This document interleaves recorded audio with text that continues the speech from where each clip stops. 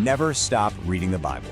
Today in Ezekiel chapters 18 through 20, we're going to unpack some really powerful, even revolutionary ideas about sin, who's responsible for it, and the chance for a totally fresh start. All right, so here's how we're going to break it all down. First up, a big question about responsibility. Then, we'll get into a fable about some fallen leaders. After that, we'll trace a long history of disobedience, and finally, we'll look at the call for a new heart. So, let's jump right into our first section. We're starting with an idea that's at the absolute core of Ezekiel's message. And honestly, it was a pretty radical concept back then, this whole idea of individual accountability. So what was the big problem? Well, Ezekiel was sent to challenge a belief that was deeply ingrained in the culture. You see, the people in exile, they really felt like they were getting a raw deal, suffering for the sins of their parents and grandparents. And they even had a popular saying to describe it. And here you can see it side by side. It's such a stark difference, right? On one side, you've got this old proverb, this idea that you're stuck with your family's baggage, this inescapable guilt. But then, boom, Ezekiel comes in with this completely different message. He just cuts right through all that noise and says, nope, the one who sins is the one who will die. It's a total game changer. Justice is personal. So what this really means is that your spiritual life isn't some kind of family inheritance passed down through generations. Think of it more like a personal ledger. You can't coast on your dad's good deeds, but the good news is you're not stuck with his debts either. It all comes down to you. Every single person stands on their own. Okay, so once Ezekiel lays down this foundational rule of personal responsibility, he immediately takes it to the top, to the leadership. He's about to show how the very people in charge, the ones who are supposed to be righteous, were actually the root cause of the nation's collapse. But he doesn't just give them a boring list of everything they did wrong. No, he does something much more powerful. He uses a lament, which is basically a song of mourning, like a funeral song, to grieve the death of the monarchy. And he uses two incredible metaphors to paint this picture of corruption. And the first one is this image of a lioness and her cubs. I mean, think about that.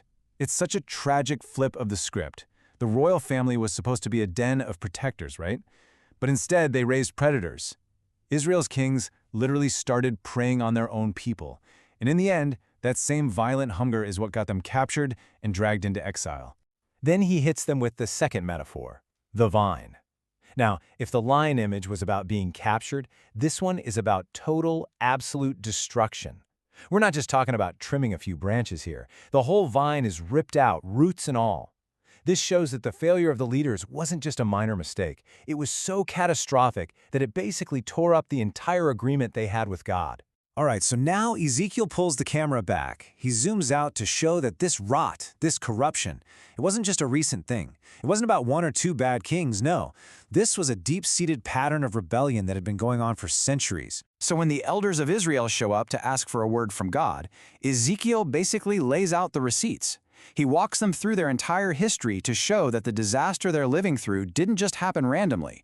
It was the totally predictable end of a very long, very broken road. And when you look at it laid out like this, you see this just heartbreakingly consistent pattern. From their time in Egypt to their journey in the wilderness, and even after they got to the Promised Land, it's the same story over and over again. And for the people in exile, hearing this must have been a shock. It completely reframes their situation. This wasn't some random tragedy. It was the direct result of centuries of their own choices. So after digging into the sin at every single level, the individual, the leaders, the entire nation's history, the message comes right back around to where we started. It all comes back to the individual heart. And that, it turns out, is where the only solution can be found. This quote right here, this is the pivot point of the whole thing. It's a command, but it's also a plea and a promise, all rolled into one. If everything we've talked about so far was the devastating diagnosis, this is the prescription. This is the way to life. And what this shows us is that repentance isn't just about feeling sorry for what you did. It's an active choice, something you have to do. And check out that third step. It's a huge reminder that this principle works both ways. Your past mistakes don't have to define your future, but your past good deeds don't give you a free pass either. The only thing that truly matters is which way you're pointed today. And that's what it all comes down to, isn't it? This whole epic, historical story, the good, the bad, the ugly, it all gets distilled down to this one powerful point, a personal decision. All the prophecy, all the failed kings, all the history, it leads to this one moment of choice. And that really is the question that hangs in the air, not just for them, but for us too. It's a question that echoes right down through the centuries. If the responsibility is all on us, what choice are we going to make today?